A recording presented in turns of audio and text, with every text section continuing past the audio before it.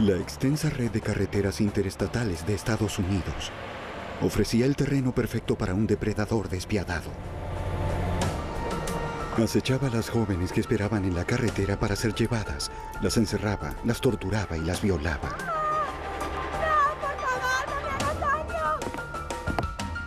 Cuando ellas no respondían a sus necesidades más sórdidas, las asesinaba.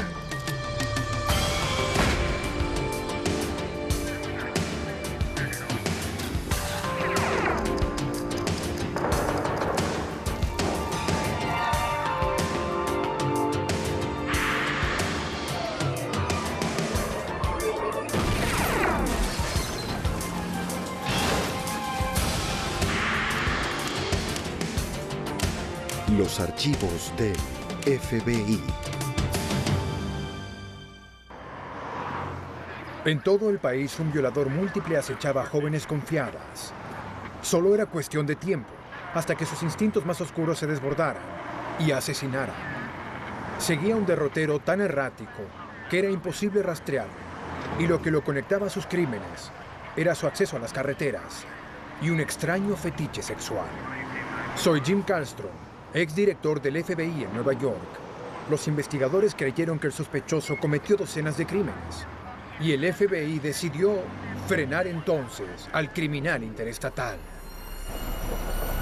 Hoy, camino a la muerte. 5 de febrero de 1990. En una carretera de Houston, Texas, Nicole Tuttle, de 18 años, trataba desesperadamente de que algún vehículo se detuviera. ¡Auxilio! ¡Auxilio! Finalmente, alguien frenó al ver a la joven golpeada y ensangrentada. ¡Dios mío! Alguien trata de matarme. Un hombre trató de matarme y yo no sabía qué hacer. El conductor la llevó a la cabina telefónica más próxima para llamar a la policía. En la estación de policía de Houston, Nicole le dijo a los oficiales que había sido secuestrada y atacada, pero había logrado escapar.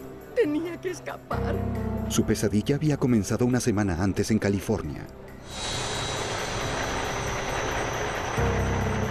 El 29 de enero, Nicole convenció a un camionero que estaba en descanso para que la llevara. Él dijo que se llamaba Dusty y que se dirigía al este pasando por Arizona. Tras varias horas de viaje, Nicole se quedó dormida en la parte trasera de la cabina. Al parecer era exactamente lo que él esperaba. La oportunidad para abusar de ella. Antes de que estuviera completamente despierta, la encadenó y la amordazó. El camionero la flageló y la pinchó con alfileres y ganchos de pesca. También la violó y abusó de ella. Estaba oscuro. Nicole le contó a la policía que había estado encadenada dentro del camión durante 6 días, pero su pesadilla no terminó allí. En el apartamento del camionero en Houston, este le permitió que se diera un baño y luego la encadenó a la cama y volvió a violarla. Completamente indefensa, lo vio acercarse con una navaja de afeitar. Presionó la hoja de navaja contra su cabeza y comenzó a cortarle el cabello. Después de 3 horas, la obligó a volver al camión. Esta vez, olvidó atarla. Cuando se detuvieron en una cervecería, él la dejó sola mientras entraban para buscar su nueva carga. ¿Cuántos días estuvo en el camión? Nicole pensó que sería su única oportunidad. ¿Y dónde cree? Salió corriendo y aún llevaba una correa de perro alrededor del cuello. Tenía que ir a California. La policía de Houston detuvo a un camionero en la zona, cuyo camión coincidía con la descripción de Nicole. Hola, Nick, ¿qué tal? ¿Ese es el hombre que la atacó? Ella dijo que no era el hombre que la había atacado. No es él, bien. Un control de sus antecedentes reveló que no tenía órdenes de arresto ni condenas, de modo que la policía liberó al camionero. Nicole le dijo a los oficiales que detuvieran la búsqueda.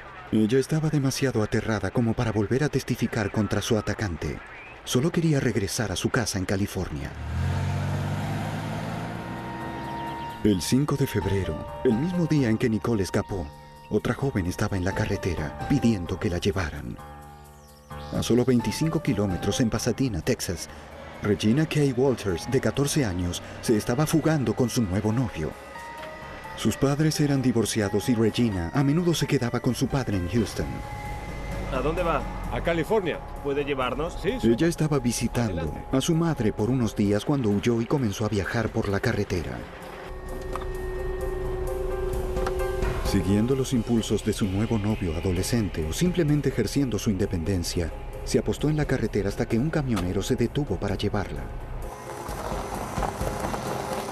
La madre de Regina, Caroline Walters, era una madre soltera que trabajaba hasta muy tarde como empleada en una tienda. Y cuando regresó del trabajo, se sorprendió al no hallar a su hija en casa. ¿Regina?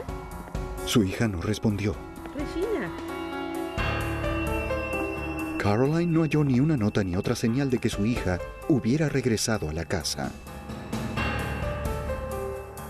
Oyó la máquina contestadora, pero Regina no había dejado mensajes. Caroline llamó a los amigos de su hija y al padre de Regina en Houston. Hola. Pero nadie conocía el paradero de su ¿Regina hija. está ahí? La madre, preocupada, reportó la desaparición de su hija en la estación de policía de Pasadena, en Texas. Soy la detective Jackson. ¿Cómo está? Habló con una detective de la sección juvenil y le dio una descripción de su hija. Su hija de 14 años medía 1,50 m de estatura, pesaba 45 kilogramos y tenía cabello largo, rizado y de color castaño. La detective le preguntó a Caroline qué medidas había tomado hasta ahora para encontrarla.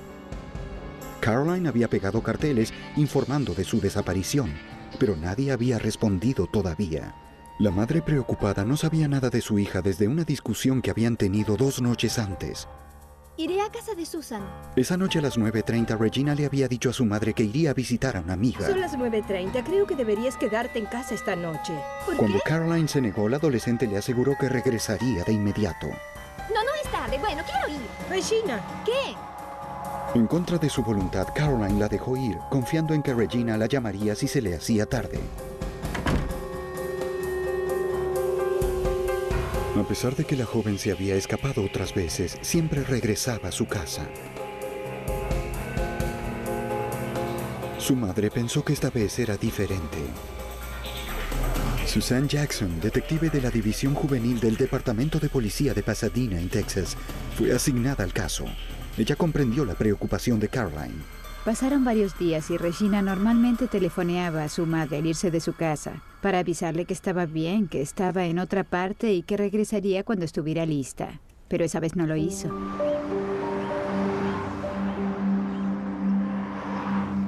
Caroline colocó más carteles en las principales tiendas cerca de su casa. Tenía la esperanza de que su hija estuviera fuera de peligro. Tal vez simplemente estaba con alguna amiga.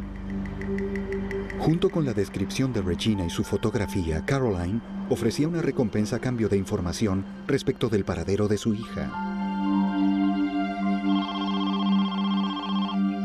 5 días después de la desaparición de Regina, Caroline recibió una llamada telefónica.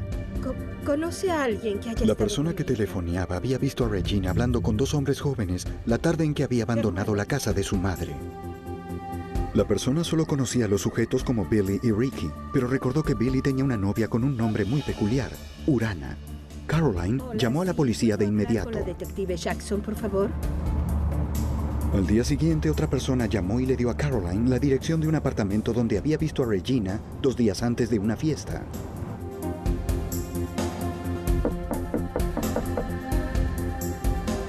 Cuando la policía llegó, no había nadie. El casero les dijo que el apartamento estaba rentado a un hombre llamado Billy Wayne Gibbs. A la mañana siguiente, la detective le contó el caso a sus colegas.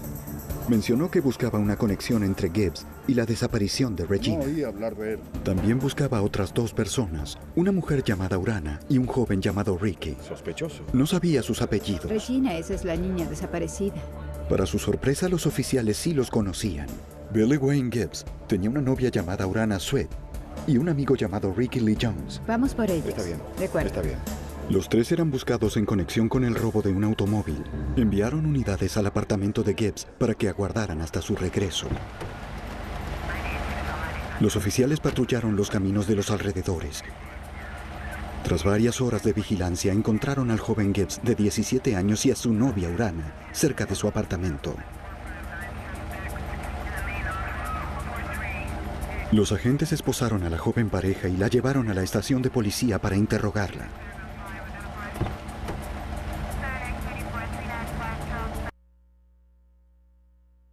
sospechoso aún estaba libre. Bien, gracias, George. El oficial le preguntó a Gibbs si había visto a Regina o a Ricky Lee Jones. Gibbs dijo que había hablado con ellos hacía 4 días. También le dijo a la policía que Ricky y Regina estaban enamorados y planeaban fugarse a México, donde Ricky tenía parientes. El detective sospechó que el joven Jones, de 18 años, tenía otra razón para huir de la ciudad. Si lo atrapaban con Regina, sería acusado de corrupción de menores. Regina tenía 14 y obviamente eran novios en esa época. Cuando vieron los carteles que había colocado la madre ofreciendo una recompensa por su paradero, decidieron que sería mejor abandonar el área para que no los atraparan. Fue entonces cuando decidieron alejarse de la zona y llegar a México.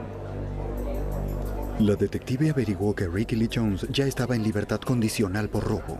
Cambiar de jurisdicción era una violación de su libertad bajo palabra. Ella presentó una orden de arresto. También ingresó los datos de Regina en el Centro Nacional de Información Criminal, una base de datos sobre criminales y víctimas en todo el país. Si Regina era localizada por un departamento de policía en el país, la estación de Pasadena, Texas, sería notificada.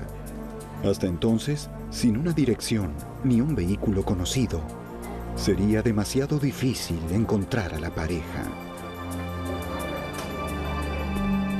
Por aquí. A 25 kilómetros, la policía de Houston interrogó a Jerry Walters, el padre de Regina, divorciado de su madre. Este dijo que había recibido una llamada perturbadora de un número desconocido la noche del 17 de marzo. La conversación había sido breve y Walters no había reconocido la voz de la persona que llamaba.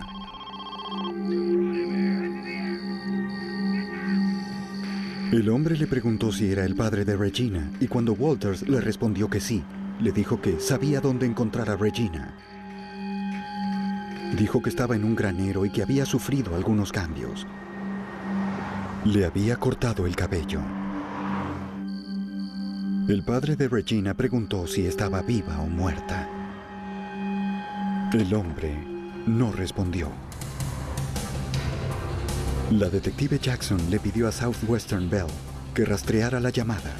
La compañía le dijo que llevaría varios días. La policía simplemente tendría que esperar. Más allá de los llamados telefónicos, el rastro de la joven de 14 años desaparecida y su novio aún era incierto. La misma noche que el padre de Regina recibió una llamada telefónica en Houston, su madre en Pasadena también recibió una llamada.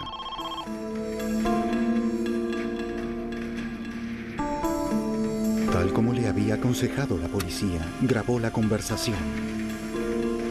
Un hombre desconocido le pidió a Caroline que se encontraran la mañana siguiente a las 6:30 en una tienda.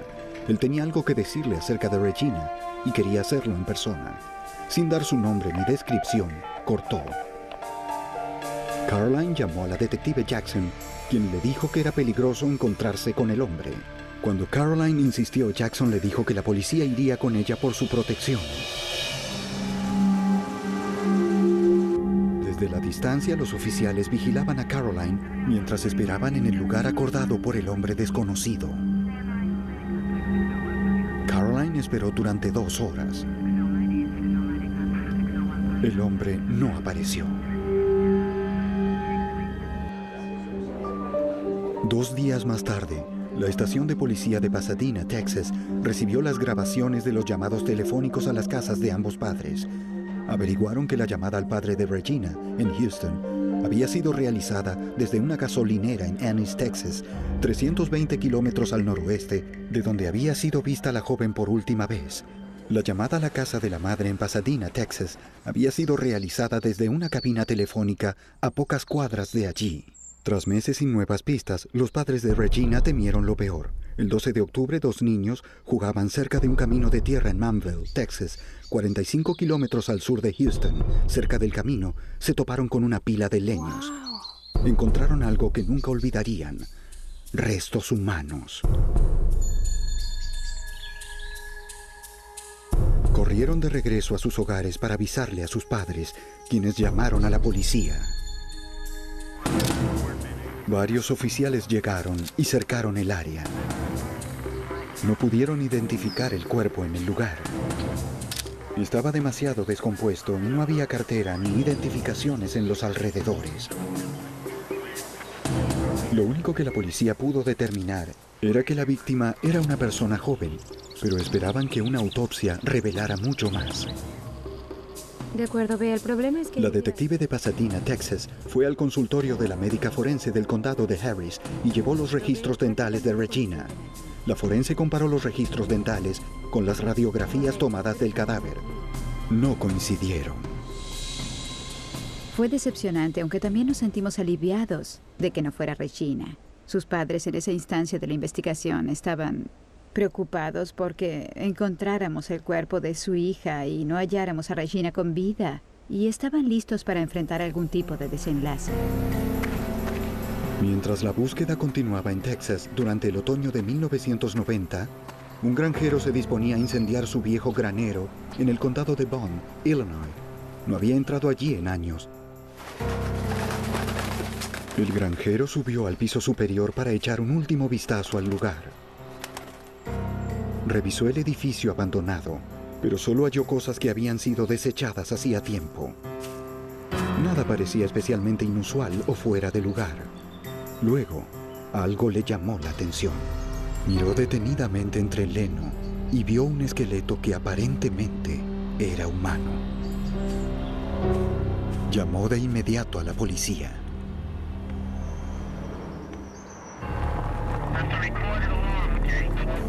En octubre de 1990, mientras la detective Jackson buscaba a Regina K. Walters, un cuerpo fue hallado en el piso superior de un granero abandonado en el condado de Bond, en Illinois. El agente Mike Shelley, de la Policía Estatal de Illinois, entró en escena. Recibí una llamada de la oficina del alguacil local en el condado de Bond. Y me avisaron que habían hallado un cadáver en un sitio rural cerca de la Interestatal 70, que es una carretera importante que pasa por el condado. Los expertos en escenarios de crímenes realizaron una investigación minuciosa del granero. No hallaron prendas de vestir en el cuerpo, ni en la vecindad. No había cartera ni otra identificación. Pero sí hallaron una hebra de hilo blanco cerca de los huesos, que parecía demasiado nueva para haber estado en el viejo granero por mucho tiempo. La policía fotografió los restos desde varios ángulos. También encontraron una cuerda de embalaje que coincidía con el que estaba atado alrededor del cuello de la víctima. En la cabeza quedaba un poco de cabello. Como el cráneo era tan pequeño, la policía creyó que la víctima probablemente era un niño. Los habitantes de Greenville no habían visto un asesinato en 10 años. El anonimato de este crimen era especialmente perturbador. La policía no tenía modo de determinar si la víctima era de la zona o solo había sido arrojada allí por alguien que pasaba por la carretera Interestatal 70. Al principio ni siquiera estaban seguros de la edad del cuerpo o del sexo. El antropólogo forense Mark Jonesy fue convocado para realizar un examen. Él realizó varios descubrimientos que contribuyeron a que el agente estatal de Illinois, Mike Shelley, comenzara a identificar a la víctima. Mark pudo determinar que se trataba de una mujer joven entre 14 y 16 años. Su peso aproximado era de 40 a 50 kilogramos. Había indicios de que su cabello había sido cortado. Las puntas habían comenzado a crecer nuevamente, pero los forenses nos dijeron que había sido reciente. Se determinó que la causa de la muerte era estrangulamiento. El asesino casi había cercenado la cabeza de su víctima, enroscándole 16 veces una cuerda de embalaje en el cuello. Esto fue lo que hallamos en la escena. Por el estado de las articulaciones y las vértebras, Jonesy determinó que la joven había sido asesinada casi un año antes. Un científico forense analizó la hebra de hilo blanco hallada cerca del cuerpo. Tal vez brindara una pista acerca de lo que la joven o el asesino llevaban puesto. Determinó que la fibra era principalmente de algodón, pero no provenía de una prenda de vestir. Probablemente era parte de una toalla.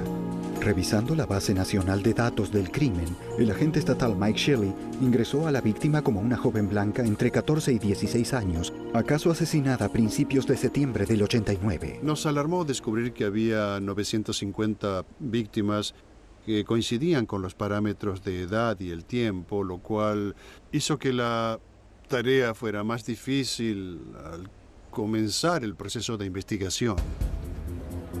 Finalmente logró reducir el listado a 100, especificando la fecha de la muerte de la víctima, cerca de la primavera de 1990. El investigador luego envió teletipos a las agencias defensoras de la ley encargadas de estos casos. La detective que investigaba la desaparición de Regina Walters en Pasadena, Texas, recibió el teletipo el 16 de octubre. Ella creyó que la descripción del cuerpo coincidía con la de Regina y telefoneó a la oficina del alguacil del condado de Bond, en Illinois. Supo que había recibido tantas respuestas que el alguacil volvería a llamarla. Antes de cortar, la detective recordó la misteriosa llamada telefónica que había recibido el padre de Regina. La persona que había llamado dijo que la joven estaba en un granero. Cuando le pregunté si el cuerpo había sido hallado en un granero, inmediatamente me transfirió con el alguacil y comencé a hablar con él directamente. Entonces descubrimos que era posible que se tratara de Regina, de modo que comenzamos a enviarnos los teletipos unos a otros. La detective realizó otra pregunta basada en una llamada telefónica recibida el 17 de marzo por el padre de Regina. ¿Tenía la joven hallada en el granero el cabello corto? Las autoridades de Illinois confirmaron que sí. La joven hallada en Illinois coincidía con la descripción de Regina dada por la persona que había telefoneado. Enviamos una copia de las radiografías dentales a Greenville, Illinois, a la oficina del alguacil. Y esas radiografías fueron comparadas con las del cuerpo que habían encontrado allí y se confirmó que se trataba de Regina. Pero aún quedaba un interrogante pendiente. ¿Dónde estaba el novio de Regina, Ricky Lee Jones? Los detectives recurrieron a la ayuda del FBI. El agente especial Mark Young, un experto en comportamiento criminal de la oficina de Houston, fue asignado al caso. Traté de hallar a todas las personas que hubieran tenido contacto con Ricky o Regina. Quería ver si mencionaron algo que sirviera para localizar a Ricky. La detective de Pasadena, Texas, también siguió buscando a Ricky Lee Jones en su antigua escuela secundaria. ¿De Ricky Lee Jones? Así es, recibí su llamado. Solo un momento. Una conserje de la institución dijo que Jones no se había inscrito en el colegio el año anterior. ¿Sabe si asistió a la escuela el año pasado? De acuerdo, ¿tiene alguna información? Ella tenía pocos datos disponibles, pero les indicó su última dirección conocida. Es bastante vieja. Era la casa de la familia Jones. Su hermana Tammy era la única que estaba allí. Dijo que nadie de la familia había visto a Ricky desde hacía un año. Hace un año. ¿Un año? ¿No lo vieron en un año? Lo consideraban un joven problemático y pensaron que habría terminado en prisión. ¿Un año? Un año. ¿Y no completó un formulario para desaparecer? La detective le preguntó si tenía parientes en México. Tammy le dijo que su madre tenía algunos familiares en Matamoros, al sur de la frontera con Texas. Jackson le mostró una fotografía de Regina, pero Tammy no la reconoció. Es la última vez. Él se fue y luego... El agente especial Mark Young estudió los detalles del caso y determinó el perfil del asesino de Regina.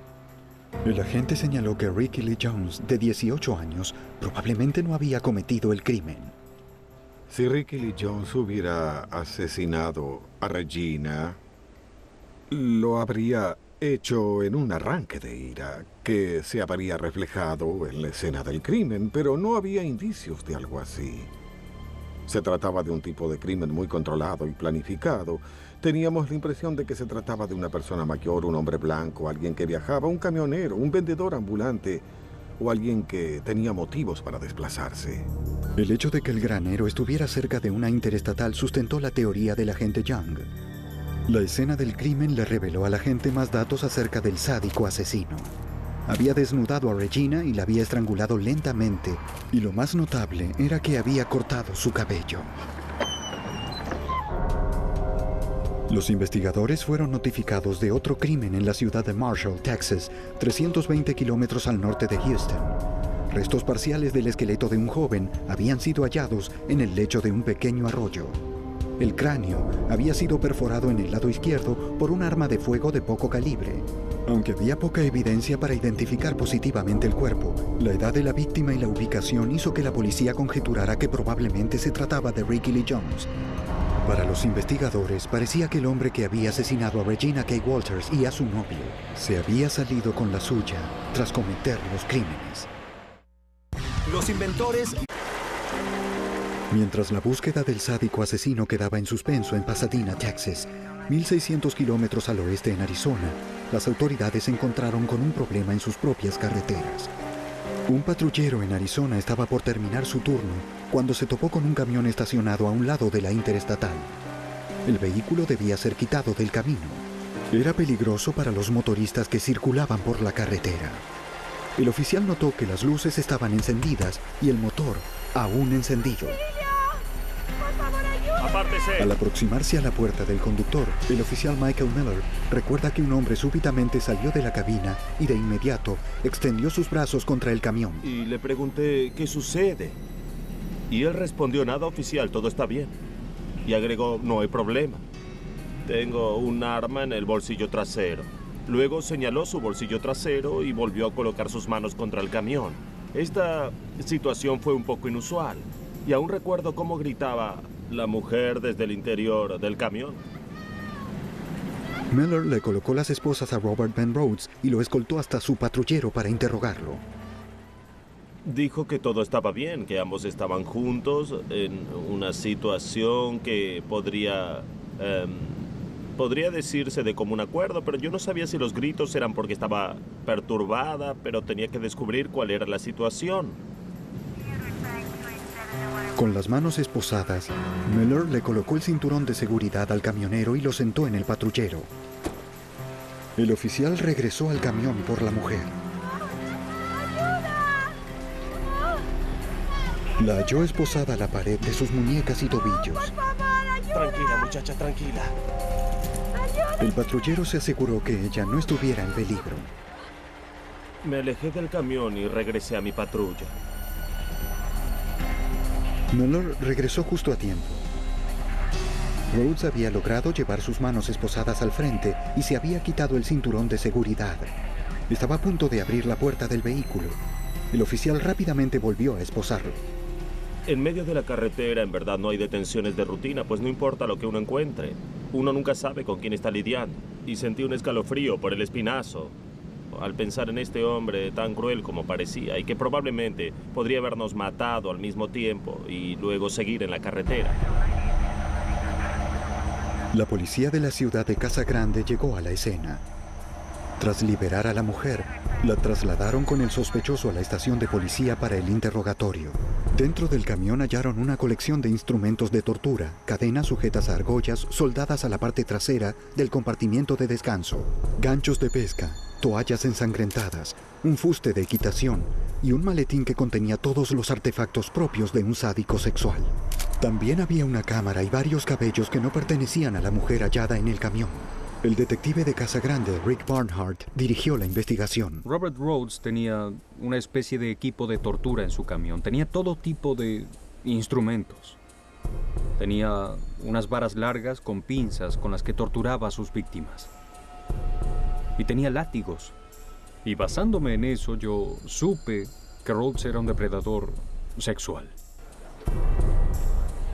La mujer hallada encadenada en el camión de Rhodes tenía 27 años y se llamaba Kathleen Vine. Ella dijo a los detectives que había subido al camión una hora antes en la parada de Rape Griffin, al norte de Phoenix. Trató de violarme. Cuando se durmió en el camión, el conductor la atacó y la esposó. ¡Por favor, ayúdenme! El hombre le dijo que su especialidad eran los látigos y las cadenas, y que se dedicaba a eso desde hacía 15 años. La policía fotografió sus heridas, sus muñecas estaban laceradas por las esposas y tenía moretones por los golpes. Ella había tratado de combatir a su atacante, pero sus manos estaban inmovilizadas. Todo lo que había podido hacer para defenderse había sido morderlo. Finalmente, había logrado herirlo en el hombro izquierdo, lo suficiente como para evitar que la violara. Kathleen estuvo de acuerdo en presentar cargos por ataque y secuestro, pero el detective Barnhart pensó que podría ser poco convincente para el juicio. Mi entrevista con Kathleen fue realmente extraña. Por un lado, hablaba de un hecho real, el terrible ataque que había sufrido. Y luego, alternativamente, seguía con una historia acerca de su viaje por todo el país para ver al presidente. Me dijo que quería darle al presidente un microchip y habló de una prisión subterránea de la que nadie había escapado. Y Mientras la escuchaba, más esperanzas se desvanecían porque necesitaba que Kathleen contara una historia muy lúcida acerca de ese horrible incidente que le había sucedido. El detective le pidió a Robert Van Rhodes que narrara su versión de los hechos. Rhodes dijo que Kathleen estaba loca y la llamó zorra, un término usado por los camioneros para designar a una mujer que intercambia sexo por un viaje. Él aseguró que ella le había pedido que la llevara y que tenía un estilo agresivo, pero que en verdad nunca habían tenido sexo. Rhodes se negó a dar detalles acerca de lo sucedido en el camión. ¿Qué sucedió? Ella estaba esposada. Él habló del tema sin admitir falta alguna. Un agente fotografió las heridas de Rhodes. Tenía una marca en el hombro izquierdo, tal como Kathleen había descrito. Rhodes aseguró que se había hecho la herida mientras descargaba su camión, pero el detective Barnhart creyó la versión de Kathleen. Ella me dijo que trató de morderlo en el cuello, pero él se movió y lo hirió en la parte superior del hombro izquierdo. Le tomamos una foto a la marca de la mordedura y su historia corrobora por completo lo que parece que pasó en ese camión. Los fiscales locales arrestaron a Robert Van Rhodes y lo retuvieron por asalto agravado, ataque sexual y secuestro. Pero el único testigo, Kathleen Vine, sufría de paranoia. Para mantenerlo tras las rejas, necesitaban más testimonios. Lo que Kathleen dijo sobre que Rhodes había estado secuestrando mujeres durante 15 años intrigó al detective Barnhart. Finalmente decidió ingresar el nombre de Rhodes en la base de datos en caso de que otras agencias hubieran reportado casos similares. Mientras el detective investigaba, el caso llegó a las primeras planas del sudoeste del país. Un oficial de policía de Houston leyó los periódicos. El camionero arrestado en Arizona parecía ser el mismo hombre que había sido detenido fuera de Houston hacía algunos meses ese mismo año. La policía tenía la sospecha de que Rhodes había retenido a una mujer en su camión durante 6 días, violándola y torturándola hasta que finalmente ella había escapado. Pero finalmente no pudieron presentar cargos porque la mujer no lo identificó. El sargento Bomar de la policía de Houston describió el caso al detective Barnhart. Me contacté con el sargento Bomar. En su caso, una joven había logrado escapar. Yo estaba convencido de que Robert Rhodes era al menos un violador múltiple y tenía sospechas de que era un asesino múltiple. Como Rhodes había cruzado los límites del estado desde su último crimen, el detective Barnhart recurrió al FBI. Con el apoyo del FBI esperaba poder reunir suficiente evidencia sobre los múltiples crímenes sexuales del camionero para construir un caso sólido. El agente especial Bob Lee, de la oficina del FBI en Houston, sabía que el lugar para comenzar era el apartamento de Rhodes en Houston. Habló con su casero. Él había registrado el apartamento después del arresto del camionero y se había horrorizado al descubrir terribles instrumentos de tortura. Basado en su declaración, el agente Lee obtuvo una orden de cateo para registrar la propiedad. Sabemos que los violadores múltiples a menudo guardan recuerdos de sus víctimas, ya sea una prenda de vestir o una joya o cualquier otra cosa. Cuando entramos, hallamos elementos de tortura. Había cadenas, encontramos esposas y hasta un potro de tortura al que una persona podía ser atada. También encontramos muchas joyas femeninas. Los agentes y policías de Houston también hallaron toallas blancas manchadas de sangre, vestimentas femeninas y muchas fotografías. Las imágenes mostraban a varias mujeres con el cabello rapado, semidesnudas, amarradas y con moretones. Los investigadores creyeron que Rhodes había tomado las fotografías como recuerdos de sus crímenes para revivir el terror de sus víctimas. A pesar de que ahora los agentes tenían evidencia de que Rhodes probablemente era un violador múltiple, no pudieron identificar a ninguna de sus víctimas a través de las fotografías.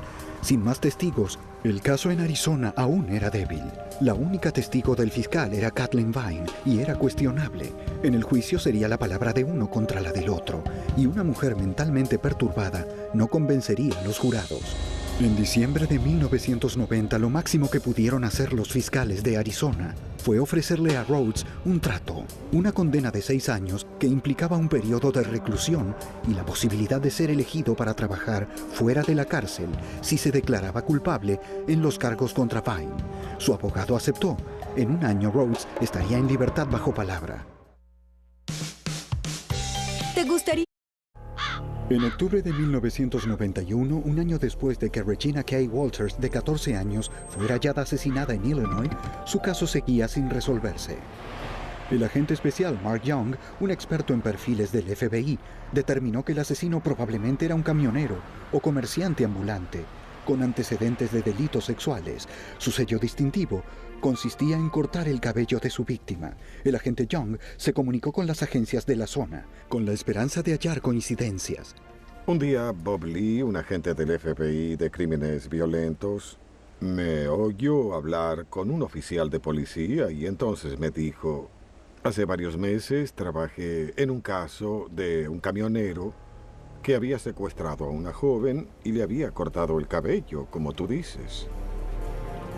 El nombre de la víctima era Nicole Tuttle. Ella también había sido violada reiteradamente y había logrado escapar el día en que Regina Walters y Ricky Lee Jones habían sido vistos con vida por última vez, lunes 5 de febrero del 90.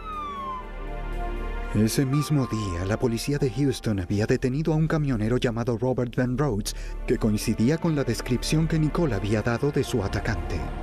En ese momento, ella le dijo a los oficiales que no era el hombre que la había atacado. El agente especial Bob Lee de la oficina del FBI en Houston recuerda que Nicole más tarde cambió su versión en el hospital, donde fue tratada por sus heridas. Más tarde esa noche les dijo a los detectives que Robert Van Rhodes, en efecto, era el individuo que la había secuestrado. Cuando le preguntamos si quería presentar cargos, ella le dijo al oficial de policía que todo lo que quería era irse a su casa. Lee también le dijo al agente Young que Nicole no era la única víctima del camionero. Rhodes estaba cumpliendo su condena en la prisión de Arizona por atacar a Kathleen Vine y saldría en libertad condicional en solo 3 meses. Luego el agente describió cómo había sido el registro de la propiedad del camionero. Y él dijo: hallamos algunas fotografías en su apartamento con una joven de cabello corto y, al parecer, en un granero. Las escalofriantes fotografías mostraban a una joven en diferentes lugares, utilizando varios atuendos provocativos. En una de ellas estaba en un granero, llevaba puesto un vestido negro y se escudaba ante la cámara de Rhodes. Cuando vi esas fotos dije: esta es Regina Walters. El FBI comenzó a construir un caso de secuestro y asesinato contra Robert Van Rhodes. Revisaron la evidencia reunida tras registrar el apartamento de Rhodes y hallaron más fotos de Regina. Además hallaron varias prendas de vestir femeninas y entre ellas un vestido negro que, tras ser analizado por el laboratorio, se confirmó era el que Regina llevaba en las fotografías. El agente del estado de Illinois, Mike Shelley, fue notificado y este envió la evidencia hallada en el granero de Granville al laboratorio del FBI en Houston. Los expertos del laboratorio descubrieron que las fibras de algodón halladas en Illinois eran compatibles con las toallas ensangrentadas halladas en el apartamento de Rhodes en Houston. Pero los resultados eran inconcluyentes, ya que este tipo de toallas eran muy comunes. La detective Jackson de Pasadena, Texas, se encontró con los agentes Shelley, Young y Lee en la oficina del FBI de Houston para discutir acerca de lo que necesitaban para armar un caso sólido contra Rhodes.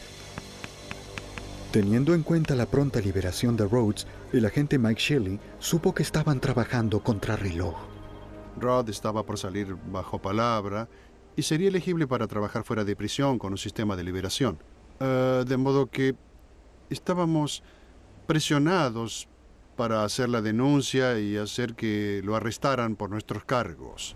Tome asiento. Muy bien. Los agentes entrevistaron al ex empleador de Rhodes en Houston, Mike Eggleton. El dueño de la empresa de camiones no se sorprendió. Eggleton había sido interrogado por las autoridades acerca de Rhodes en el pasado.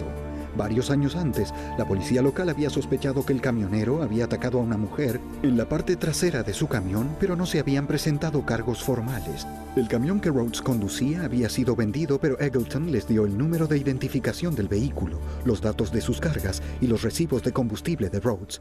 Mientras los agentes buscaban pistas para localizar el camión, el equipo comenzaba a reconstruir una línea cronológica de los viajes del camionero. Los agentes hallaron recibos de combustible de una gasolinera en Ennis, Texas, que databa del 17 de marzo del 90, y esto coincidía con la llamada telefónica al padre de Regina. Algunas de las llamadas locales a la madre de Regina, Caroline, también coincidían con la época en que Rhodes había estado en Houston. Pero había un interrogante que aún no tenía respuesta. El asesino podía haber obtenido fácilmente el número de Caroline de los carteles colocados por toda la ciudad. Pero ¿cómo supo el número privado de Jerry Walters? El agente Young halló la respuesta en la evidencia reunida en Arizona. Entre la evidencia encontramos la pequeña libreta de notas de Regina Walters y la primera página contenía todos sus datos personales, la dirección, el número telefónico de su madre y de su padre. Cuando Young revisó la libreta, halló algo aún más perturbador. Un mensaje que él creyó que había escrito el mismo Rhodes. Había una navaja y un arma dibujadas por encima de una frase que tenía letras aparentemente chorreando sangre. La frase decía: Ricky es hombre muerto. Solo un análisis de ADN podría confirmar si los restos parciales del joven hallados en el sudeste de Texas correspondían a Ricky Lee Jones. Lamentablemente, los investigadores carecían de una fuente conocida del ADN de Jones. Como Rhodes había asegurado haber estado secuestrando y torturando a sus víctimas durante los últimos 15 años, el equipo ingresó su línea cronológica de viajes en el programa de captura de criminales violentos, una base de datos del FBI que registra miles de crímenes resueltos y no resueltos en toda la nación. Hola. A pesar de los baches en la línea cronológica, la detective Jackson no se sorprendió. El sistema señaló 50 coincidencias con homicidios abiertos y denuncias de desaparecidos. Sus viajes de Houston a Baltimore y a Los Ángeles y de regreso en cuestión de 4 o 5 días pueden darnos una idea del número de personas a las que pudo tener acceso y los lugares en los que pudo abusar y deshacerse de esas personas. Una semana después, los agentes localizaron el camión de Rhodes en Houston. Habían pasado 2 años desde que Rhodes condujera el vehículo. Desde entonces la cabina había sido limpiada, pintada y usada por otros conductores, pero de algún modo la evidencia de sus crímenes aún persistía. Los investigadores recobraron una hebra de cabello que coincidía con el de Regina. Milagrosamente, también encontraron una pequeña huella sobre la cobertura de vinilo en el camión, que coincidía con sus huellas digitales.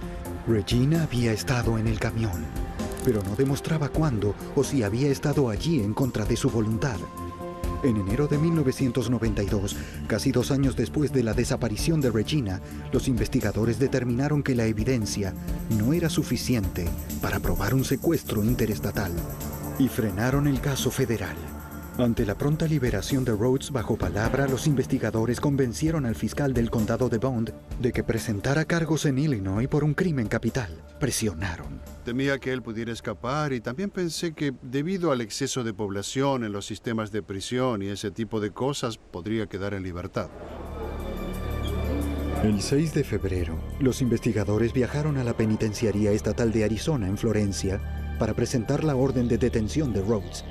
Su plan era confrontar a Rhodes con las fotografías de Regina, con la esperanza de provocar una confesión. Una declaración incriminatoria contribuiría a sustentar su caso, pero el sospechoso de múltiples asesinatos se mostró impávido y hasta presumido. Pasamos 1 hora con él, pero Rhodes fue muy reticente a hablar con nosotros y negó estar involucrado en el crimen y fue muy firme en sus negaciones y en ese punto supimos que habría que comprobar nuestro caso. Los agentes supusieron que Rhodes sabía que ellos esperaban una confesión ya que su evidencia era débil. Ellos sospechaban que este hombre arrogante estaba seguro de que podía liberarse de los cargos. Tal vez suponía que a ellos no les importaba demasiado sus víctimas como para condenarlo. Muchos criminales múltiples, asesinos o depredadores sexuales escogen a víctimas que consideran personas olvidables y cuentan con ese ingrediente, con el hecho de que la policía y la sociedad realmente no se interesarán por quienes están en la carretera o están desamparados. Él atacaba a ese tipo de personas con la esperanza de no llamar la atención, pero no fue así. Casi 2 años después de la muerte de Regina K. Walters y el secuestro y ataque sexual de al menos otras 2 mujeres, Robert Ben Rhodes fue extraditado de Arizona para ser enjuiciado en Illinois. Él y su abogado lograron atrasar el juicio por 6 meses. El 11 de septiembre, el camionero que siempre se había mostrado confiado perdió la paciencia. En la corte del condado de Bond, en Illinois, su abogado logró levantar el cargo de crimen capital que implicaba una posible sentencia de muerte. Él aceptó el cargo de homicidio en primer grado con una pena de reclusión perpetua. Rhodes fue sentenciado a prisión de por vida sin la posibilidad de salir bajo palabra. Aún mientras él cumple su condena en una prisión de máxima seguridad en Chester, Illinois, los investigadores no abandonan el caso. Siguen reuniendo evidencia, tratando de probar que Regina K. Walters no fue la única víctima de los crímenes de Rhodes. Hay otra fotografía de una mujer que aún sigue no identificada y que subió a su camión. Todos estamos de algún modo preocupados por saber si esa fue otra víctima. Entrar en la parte trasera del camión de un asesino múltiple y ser víctima potencial. Los investigadores siguen tratando de identificar a las víctimas anónimas del pasado de Rhodes. Buscan alivio y sensación de desenlace para angustiados familiares.